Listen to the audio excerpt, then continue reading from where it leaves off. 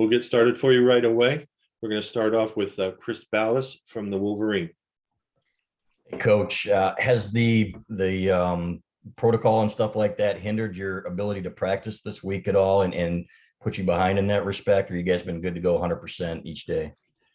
No, we haven't been good to go at 100%. We've just been figuring out ways to navigate through what we've been dealt with COVID and the COVID protocol. So, we're trying to, stay afloat and stay ready, which each day by day we'll continue to keep, working to try to get to that point. But yeah, I'll be honest with you, it's frustrating, but it's frustrating for us all in the sports world and the non-sports world.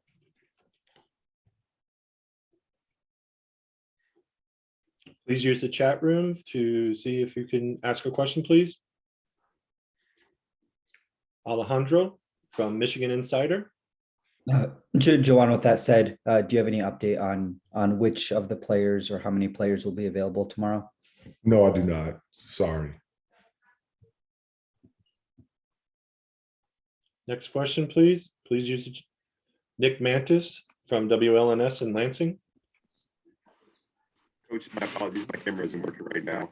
I wanted to just kind of touch base on how things are feeling as you guys kind of going through the new ways of classes and getting things together, and knowing that the schedule's been a little off, but you're still gearing up for such a big game, and how preparations are going.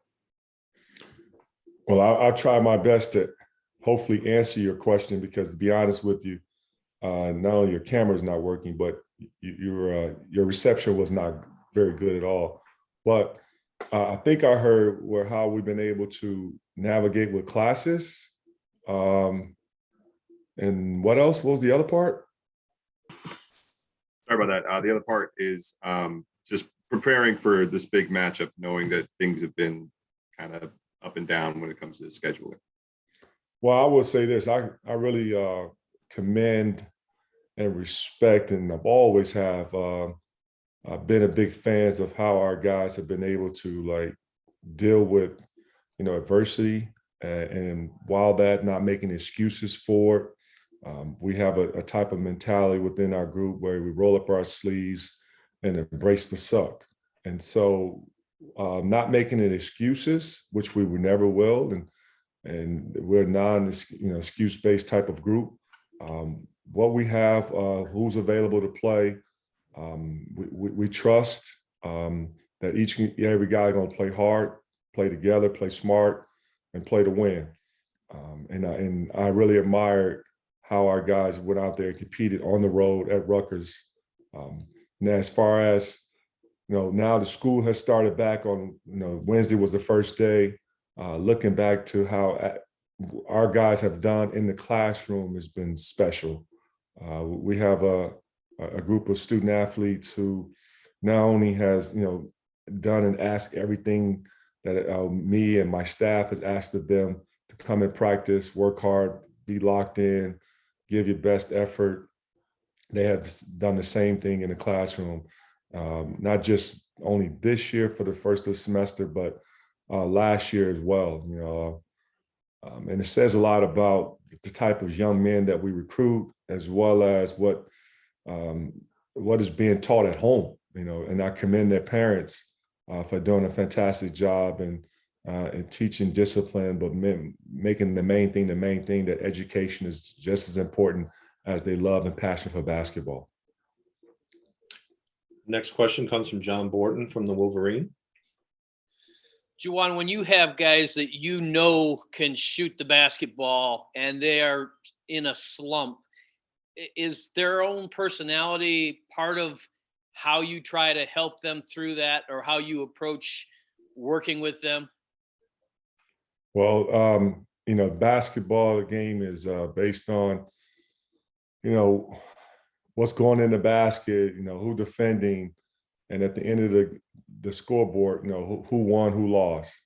But sometimes we fail to realize that, now, in college, it's very, in a sense, fragile, and fragile in the way of, you got to be, careful of how and what you demand of your group, but at the same time, understanding that they're going to make mistakes. The ball is not going to always bounce in every time, and keep encouraging is the most important thing. And that's what, I've always been that type of, guy, whether when I played or now in coaching, that that you need to hear a pat on the back. And you also need to know that your coach is in your corner and supporting you. And at times you're going to get coached hard, but it's not always by the ball bouncing in the basket. It's about your effort. And it's also about your passion and love for your teammates. And at the end, I look at all that and I sum it up in one, group and say, we won. When you have a group that has that type of mindset. And we have an amazing group of young men that wants to make every shot, that wants to make the right play, that want to play mistake-free basketball. And as a coach, I'm so proud of how, our mindset has been and the attitude has been within the team. Next up is John Nio from the Detroit News. Hey, Juwan, what do you tell freshmen, new guys about this rivalry, about this game? And I guess how much do you lean on guys like Eli and I guess, even Hunter obviously went through this last year? Well, our guys are really in tune to, the Michigan State rivalry. And I think a lot has started with football. What the game that was played and we watched that game when we were on the bus driving to DePaul, which that was going to be our first scrimmage game. And they heard the importance of it by watching it on the bus and hearing it through the broadcast. They also are very in tune to what's happening on social media. And then, like the competition, we compete against everyone, no matter if it's an in-state rivalry or not. But to be an in-state rivalry, a team that's down the road, they understand this is very important, and they've heard it from me, and they will continue to keep hearing it today as well as tomorrow. But Eli doesn't have to say anything.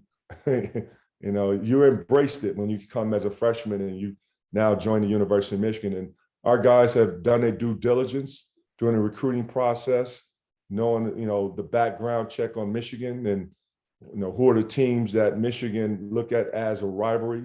Who are the teams that, hate or dislike Michigan? They're very in tune to it. Next is Nick Stoll from the Michigan Daily. Yeah, as you pretty much just said, Juwan, this rivalry means a lot to you, means a lot to this team. What can going out, getting a win tomorrow at home kind of do when you're heading into what is honestly a really tough slate with Purdue and Illinois coming up also next week? Well, one game at a time has always been our approach. And playing at home has always been, you got to protect home, your home court. And you have your home fans that's going to be there supporting you, your family, your friends, alumni group, student body, Maze Rage. Play inspiring basketball because, your fans are going to get behind you and support, your effort. And it's good to know that, this game and the next games coming up, are very competitive games, but that's the Big Ten. And the Big Ten is a very competitive conference. Next question comes from Andrew Kahn from MLive. Hey, Juwan, just a couple things. First of all, the Big Ten, it's my understanding they have like a concrete rule in place now for whether teams can play. If you have a certain number of players and a certain number of coaches healthy, you play. I guess, are you in favor of that as opposed to last year where it was kind of always uncertain whether or not teams, would play or not?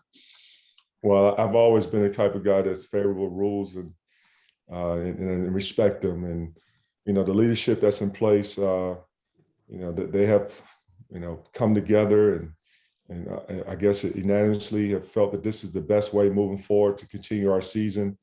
You're not going to always like everything that has been, thrown your way, but you have to respect it. And I do respect it. And so with 7 players, 1 coach that is healthy, they consider that you have to play. Hey, we meet the criteria. We met the criteria on what was that, Tuesday versus Rutgers. Right. Hopefully, we haven't got to tomorrow yet, but I pray to God that we have healthy bodies to compete tomorrow. Okay, thanks. Including And then, myself. Right. Hopefully I'll be okay. And we love to see you guys there too as well. yeah, thanks. I second that. And then as far as Michigan State, I mean, what is your perspective of their roster that you could share with us? Obviously a new point guard and a freshman who's making a big impact. What do you see from them? Oh, very deep group. They got a deep roster. They loaded at the front court with a rotation of 4 to 5 big guys, and they've had success with that. And they have a very good backcourt. They have a good wing play by, like you touched on earlier, with Christie being a freshman. But you also have to, add the guy who's been playing extremely well, and that's Gabe Brown.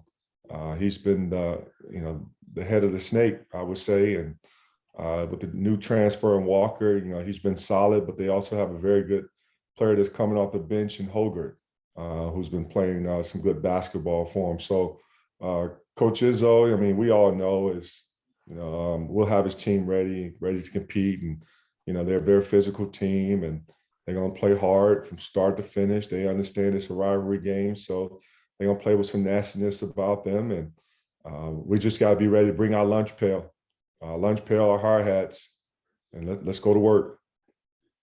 Mano a mano. Next question comes from Clayton Safey from the Wolverine. Yeah, one of my questions was asked, but I guess I'll ask about a guy you didn't mention, Marcus Bingham, and the way he's defending right now. I guess what kind of challenge does that present for Hunter and your big guys?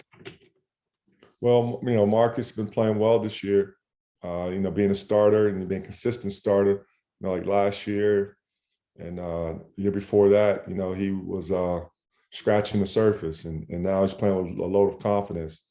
But I got a damn good big guy too, and Hunter Dickinson, and I'm rolling with him, and I'm in his corner. But we have more than just that, so that's that. Anybody else have any other questions? Coach, we have another one from Nick Mantis that he would like me to read. He said, when sitting down with Coach Izzo yesterday, he shared how much he's enjoyed building the relationship of a respectful hatred with you being the head coach, from recruiting you to now respect you as a coach. Now the respect has continued to grow. How much have you enjoyed the first years coaching against Tom Izzo? I didn't get into it earlier, but Coach Izzo is a Hall of Fame coach. I mean, it's documented. He's had over 27 years as a head coach, won a national championship, won, I can't count how many Big Ten championships. And yes, that's the type of guy who you look at and you say, wow, he's had a lot of success, and how he's done it has been, remarkable. I'm a young coach and my 3rd year in, and I want to grow and look at some of those same successes as Coach Izzo. But at the same time, like he touched on, this rivalry, it's respectful in a lot of ways. And I've always been taught by my grandmother, respect your elders. But at the same time, when it comes to competition, I don't look at age. I don't look at, who that individual is. I just look at the opponent. And right now, the opponent that stands in our way is Michigan State. And that's how I'm dialed in.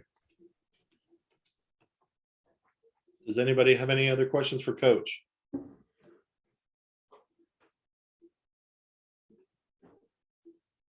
All right, Coach, that's going to do it this morning. We appreciate your time. We'll see you tomorrow afternoon. Thank you. Stay safe, everyone.